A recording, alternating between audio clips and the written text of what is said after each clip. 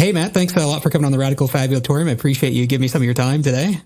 Yeah, thank you for inviting me, man. Yeah, no problem. I'm excited to check out your showcase at Music New Brunswick Geek, October 23rd to 25th. Do you know which day you're performing yet? It's going to be the 24th, I'm pretty sure, yeah. 24th. Okay, cool. And you're going to be playing new stuff or mostly off your last record, Yellow Mellow? There will maybe be some new stuff because there is some new stuff coming. Okay. But it's mostly going to be the stuff from Yellow Mellow, my last album. So, yeah. So it's going to be that, right? It's going to be full band and it's going to be super fun. And yeah, but that's the thing. I'm also working on some new singles right now that will be coming out pretty soon. I'm not too sure when. Getting my stuff together, but it's some new stuff's coming up too. So maybe. Okay, that's awesome. One thing I've noticed across your releases, there always seems to be a good marriage or blend between the bass guitar and the drums. Oh. Hey, thanks, man. Right on. I'm neither. I don't consider myself a drummer, neither a bass player, but I do. The last album, especially, I try to give it a little extra attention to the drums and the bass, just because I know that's not where I usually focus. So I just really wanted to, and I'm glad you said that. Thank you. I like anything that makes you move, man. And anything that makes you groove, that's what I like to do. Okay, cool. Yeah, I definitely get that vibe. I can actually remember the first time I saw you perform. Well, you were performing with Bay at Les Éloises. Okay, yeah, right on. And same kind of vibe, like the cool, I don't know, the music. It kind of has this like, I don't know how to describe it, but it kind of has this kind of like sound and vibe to the whole thing. And I hear a little bit of that leaking into your solo project too. We have trouble too. To put a tight description on what we do as well. They're like, do we do disco? I'm not sure. We kind of do like a folky, rocky, disco-y, poppy stuff. Yeah, but with the synth going on there too, that adds a nice layer of pop. Yes, absolutely, yeah. Do you mind talking a little bit about the writing process for the latest record? Like, do you write by yourself and then demo it out, or do you like hire backing band, like you have a backing band in mind first and you kind of show them the ideas? Like, how does that play out? What usually happens is that for my albums, it's pretty much like I kind of treat it like a little experimental lab rat kind of thing where I just, I try stuff. I have my own studio at home, right? So I kind of do everything here. The only thing I don't do is the drums and then the mixing and the mastering. I hire people outside, but all the producing, all the stuff, musical ideas, it's pretty much only me in my basement. But usually it starts from a vibe. It starts from either a guitar riff or a progression that I like, and then it kind of goes from there. I'm not a big lyric guy. It's not the first thing I hear when I listen to music, and when I write, it's the same thing too. I don't think it ever happened. It was the first thing that happened, while writing a song. It's pretty much always the music first and the vibe first, and then, fill in the blanks after. Yeah. Fill in the blanks, yeah. So maybe do you kind of like hum a vocal melody and then find words to fit? Yes. Yeah. Okay. Yeah, what I like to do is I'm going to play whatever chords or riffs or whatever, and then I'm going to just improvise some melodies on top, just humming, and eventually I find something that I like, and when I like it, I just go forth and see what comes out. Yeah. Okay. That a question I wanted to ask you is because so I grew up in the music scene here in New Brunswick, but mostly the Anglophone scene, and to be honest, like up until I started working at the radio station and working with Music New Brunswick, I don't know, I just totally missed out on the Francophone scene, even though there's a ton of awesome music there. And then when I listen to your and other Acadian or Francophone records, I always find it interesting when an English phrase gets thrown into the lyrics. Yeah. Like maybe I'll listen to a song on your record and it'll be like 85 or 95% French, but then there'll be one sentence that is English. Yeah, it happens often with the choruses and stuff like that. So that's the thing. Sometimes there's melodies that just fits better in English, and it suits us well because New Brunswick is pretty much, I think it's something like 36% Francophone. That's maybe an old statistic, but I'm not too sure. But anyway, so there's a lot of mixing going on, right? So here in Bathurst, I like to say, like, sometimes we just speak Franglish a little bit. Just we throw in some English phrases and sentences right in there, and that's just how we talk. We've always talked, So yeah, there's the shack. That's more like down south, and there's some other, there's a lot of different ways to speak to mix up the English in New Brunswick, but that's kind of the way we do it here. Okay. And I like to throw that in the songs because that's the thing. Sometimes you just got to serve the song, and if that melody right there just fits better with the still English touch, but why not, right? Why not mix both of the worlds together? Absolutely. I think you said it right. You started working with Music New Brunswick, and that's really where the English and the Francophone community kind of like fuses in New Brunswick. Because apart from that, we don't really, we don't see each other very much, No. Yeah, it honestly caught me off guard. To be honest, I felt a little embarrassed after Les Éloises. I was like, holy shit, this has been happening here this whole time. And I was just like, I grew up in Sussex. I would go to Moncton all the time to see like heavy metal and punk shows. And anyway, I just kind of was like, what? And so it introduced me to this whole amazing scene, with you and Bay and the Moontunes and Joey Robin Haché and all these, even Lisa LeBlanc. I was like, wow, this is really fascinating. Really, a lot of stuff going on. A lot of really good stuff going on. Like really, really good. It's the same thing for us too, It's like when we go to Music New Brunswick, we're like, oh, okay, that's going on. There's all those bands too. So, it's nice that we have that so we can make friends and, listen to you guys and, see what's going on. Absolutely. Yeah. And kind of to get back to the lyric point is what I wanted to say is that I don't think I've ever, me personally, I haven't really heard any Anglophone artists kind of sneak in a French sentence here or there. It's just something that I haven't come across. So when I hear it in the French side of things, I'm just like, that's fascinating to me. I don't know. It kind of happens. You see it in, a bit everywhere. I've seen it a bit in English that people do that, but it's more like French from France. There's like some sayings and stuff. Sometimes the English people are going to like put those expression in there. So that's pretty much what I've seen so far. But yeah, you're right. It doesn't happen as often, I think. Yeah. Yeah, not that I've heard anyway. I'm thinking mainly like local bands, like bands I know in New Brunswick. Yeah. Even they might be bilingual folks. They can speak both languages, but it just doesn't show up in the Anglophone music that way. Do you when you hit the road? Like I hope it's okay that I focus on the Francophone side here a little bit because I'll worry about it, man. Yeah, okay. Because when I was in a band and I would tour the country, it's like we could play kind of in every province. But for some reason, when I think of Francophone music, I imagine there's this feeling of being like, you've got Quebec, there's some Francophone communities in Manitoba, but where else do Francophone musicians look to in terms of touring outside of New Brunswick? That's the thing is there's like a little network, right? So every place has its own, Francophone community, no matter how big or how small. These communities, most of the time, will connect with the other ones. So there's like, there's stuff like Music New Brunswick, right? Well, there's some stuff like that, but in French too, and everywhere in Canada. Just at the end of this month, I'm going to Yukon in Whitehorse. Cool. Because there is there is a French community there too.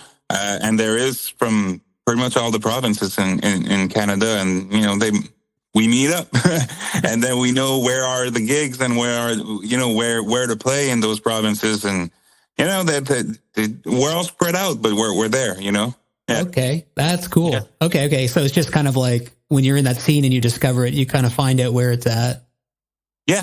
But you're right though. It's mainly New Brunswick and Quebec. That's that's the big place. Well, that's the two places that we play the most, but there is also, there's some stuff in Ottawa and a little bit everywhere in Ontario and, all over Canada. This is spread out. Yeah. Spread out. Interesting. Okay. I lived in Montreal for a couple of years, and it did surprise me how that whole music scene and art scene was like so self-contained. and that It is. people would have careers and they would tour almost probably exclusively in Quebec. And I remember thinking, wow, this is awesome that this province is supporting the artists this way, that they can kind of live and breathe and go about their day.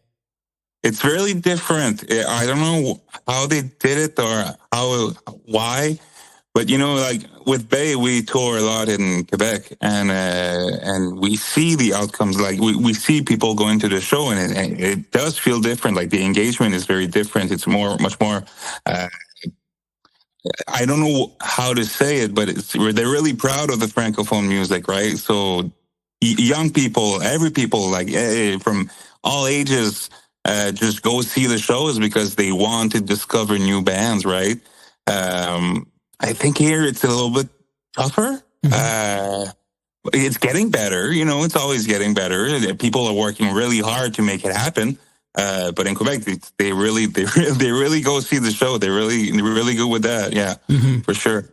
I think maybe that's one reason why, like the Francophone scene, to me, again, like this is kind of new to me. It's only a couple of years that I've been discovering the Acadian Francophone scene, but it almost seems like because there's so much English in North America, and we're overwhelmed by the bands and music that come out of the U.S. in terms of English music, that I don't know if does it give permission to the Francophone scene to kind of be a little more unique or like a little more creative because there's less of that, I don't know, American influence. Does that make any sense? Yeah, well, I guess, that's the thing, right? It kind of gives in a lot of ways, it gives us a chance to stand out a bit more. But it's also tougher for us to reach out to people because people are also more used to, you listen to, American music or just Anglophone music in general. Or, that's the thing with local music too, right? So people don't generally consume a lot of it. Well, more people listen to like, mainstream music and stuff that, everybody knows and stuff like that, which is normal. That's why it's called popular music, right? Yeah. But I think it just gives it gives us a bit of disadvantages, but it gives also advantages, which it kind of gives us a little niche there. Mm-hmm. We can make a living out of playing French music outside of Quebec, right? So something's working. Yes, yeah, absolutely. Yeah, something's working. And to me, it feels like maybe it's less pressure. I'm projecting all this, of course, onto the Francophone mm-hmm. scene, but if there's less pressure, it just kind of gives you a little more freedom creatively. That's kind of what I like to imagine anyway. Maybe, yeah, probably. You're probably right. It depends on how you see it, right? Yeah. So, okay, yeah. Cool. Yeah, so we should mention too, so Music New Brunswick Week, you play the showcases. There's also the awards happening. That happens in Moncton usually in October, the end of October.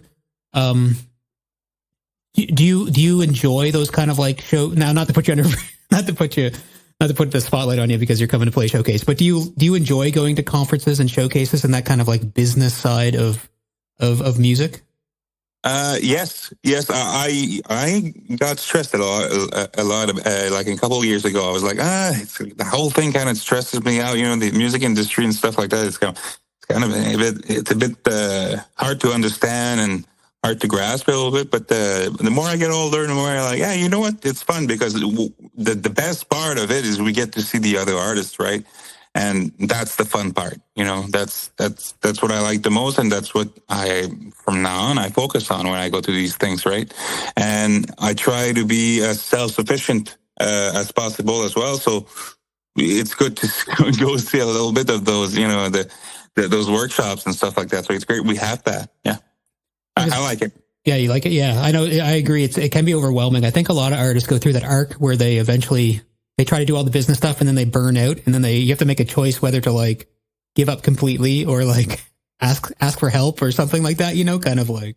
It's a weird thing because it's like, it's a weird relationship to have, with the music industry and stuff like that, because it's the people that books the shows or the people in those industries or whatever, they're there's a weird relationship going on. There's a lot of stuff going on. There's a lot of stuff that has been going on lately with the ECMAs too.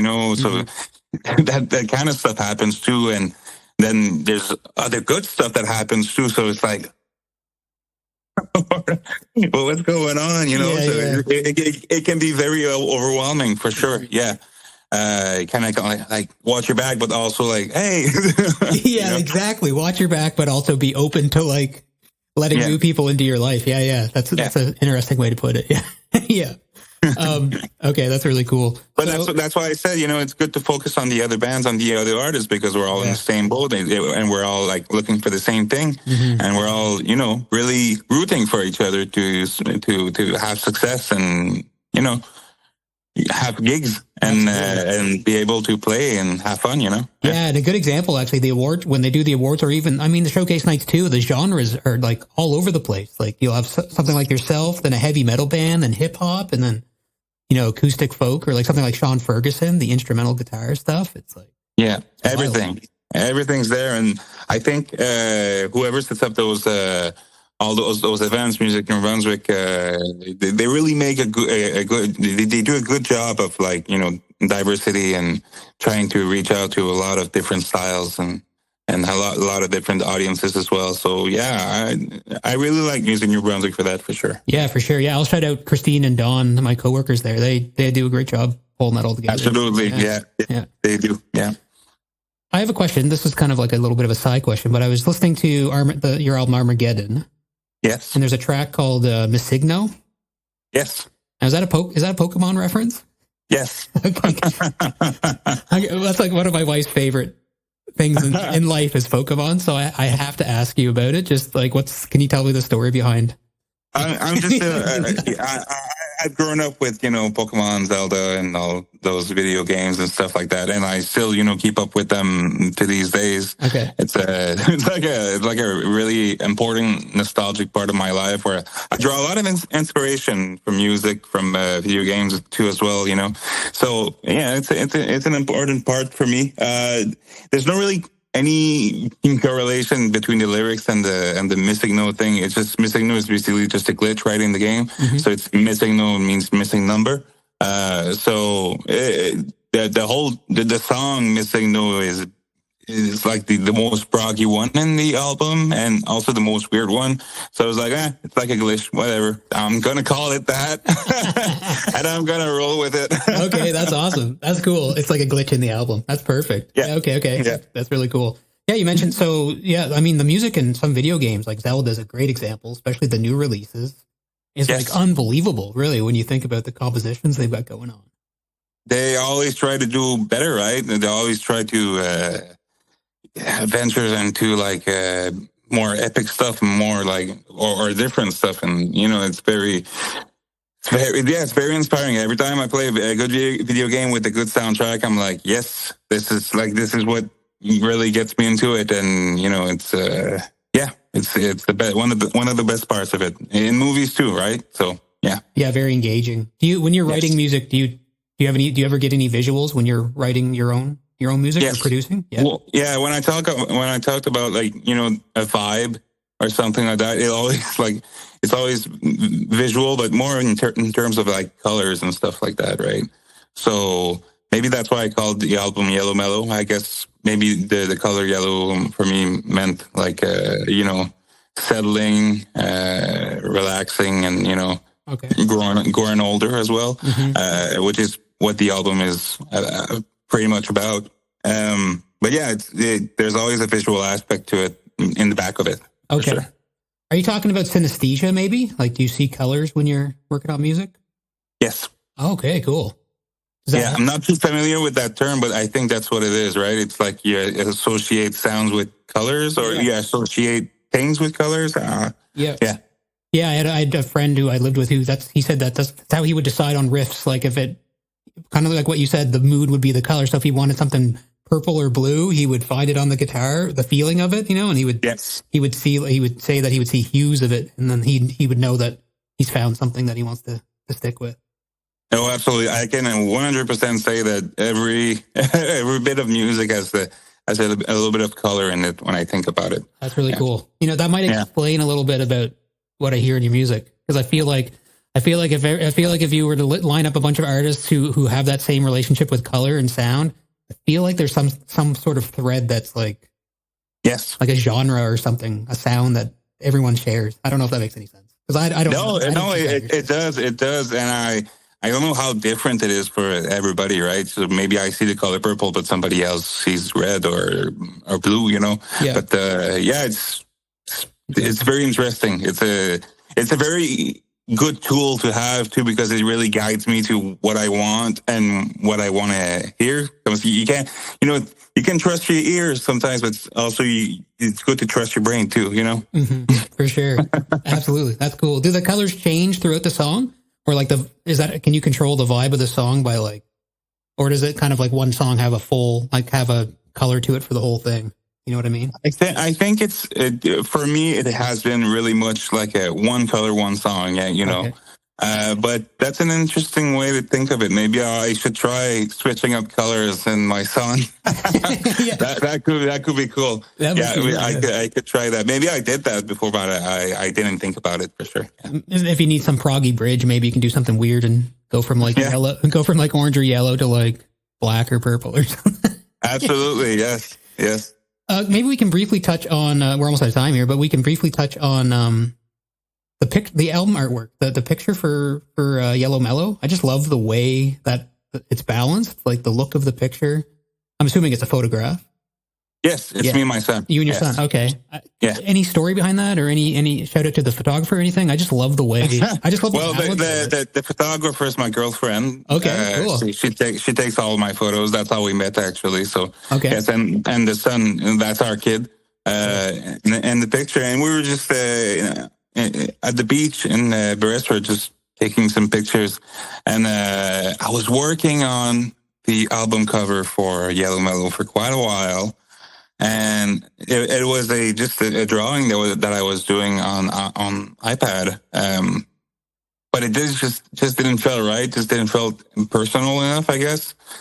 And so eventually that drawing ended up being the cover for What About Toi Puis Moi, which is the single that came out, I think, at the same time of the album or after or before. Maybe, I don't know, but it was for a single. Mm-hmm. And then the album, somebody saw the picture of me and my son, and I was like, oh, that would be cool for the album cover. And I was like, oh, okay, there you go. That's where it is. Awesome. that's what I should do. It was clear from that point that I will change, and I will not use the drawing, and I will use the picture instead, because it feels more personal. It felt really weird to put something that personal. Well, it's not that personal, but it's me and my son, right? So it felt weird to do it, but it felt right to do it. Just because the whole album, the whole point of like the growing up and the settling in life and stuff like that, and their lyrics, it all comes down to my child being born, right? So. Mm-hmm. Yeah, there's a track on the album too, which has his name. It's Lou. So okay. Yeah. Cool. Yeah, priorities change. Me and my wife have a 9-month-old. We had our first kid just 9 months ago. Right on. Life changes. Yes, it's super awesome. Fun. Yeah, mine is he's 21 months old right now. Yeah, okay. And it's a lot of fun. a lot of energy to burn off. Yes, that's awesome. Wicked. Okay. Well, thanks a lot, Matt. That was such a great talk. I'm glad you let me pick your brain about some of the Anglo-Franco stuff. I find that fascinating. And I love the way you do in your interviews, man. You did your homework. It was really fun, and I really enjoyed this. Great. I'd love if you're. I'm glad I didn't miss it. Yeah. No, I mean we could have rescheduled. I would have rescheduled for sure. But yeah, if you're ever in St. John, you should swing by the station here, and we can do like a live interview or a live tune or something like that, Absolutely. Cool. Which station is it? I'm sorry. Oh yeah, local FM.